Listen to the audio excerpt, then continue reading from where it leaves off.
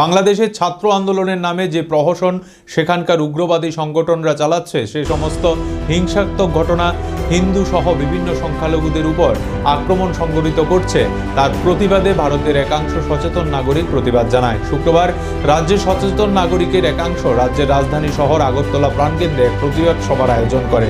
এই প্রতিবাদ সভায় তারা মুখ্য কারণ হিসেবে বেছে নেয় বাংলাদেশের হিন্দুদের উপর নির্যাতনের ঘটনাকে। তাদের দাবি, বাংলাদেশের উগ্রবাদীদের দ্বারা সংঘটিত যে অমানবিক চিত্র ফুটে উঠেছে তাতে এটা প্রমাণিত হয় যে বাংলাদেশে হিন্দুরা মোটেও সুরক্ষিত নয়।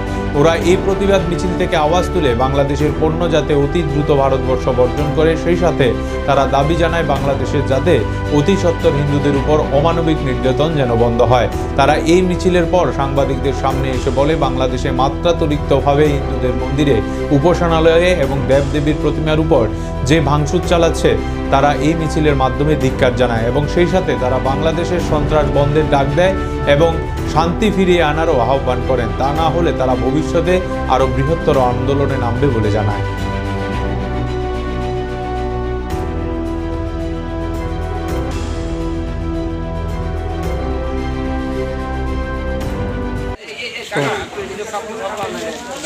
আজকে আমাদের এই ভারতবর্ষের অন্যতম রাজ্য ত্রিপুরা রাজধানী থেকে আমরা প্রতিবাদ জানাচ্ছি।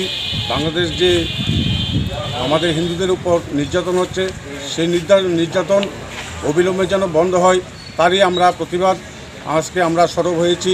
আমরা হিন্দু, আমরা যেইভাবে বাংলাদেশের যে মূর্তি, আমাদের হিন্দু মায়েদের মূর্তি ভাঙচুর হচ্ছে, সেই মন্দিরের ভাঙচুরের প্রতিবাদে আমরা আজকে ধিক্কার মিছিল করছি। আমরা তা থেকে বাংলাদেশের যেন শান্তি ফিরিয়ে আসে এবং বাংলাদেশ যেন এগুলি থেকে সন্ত্রাস থেকে মুক্তি থাকে এবং সন্ত্রাস যেন বন্ধ হয় তারই দাবি আমরা রাখছি। আগামী দিনে সেগুলি যদি বন্ধ না হয় আমরা হিন্দু এর বিশাল প্রতিবাদ তৈরি করব আমরা ভারতবর্ষে। ধন্যবাদ।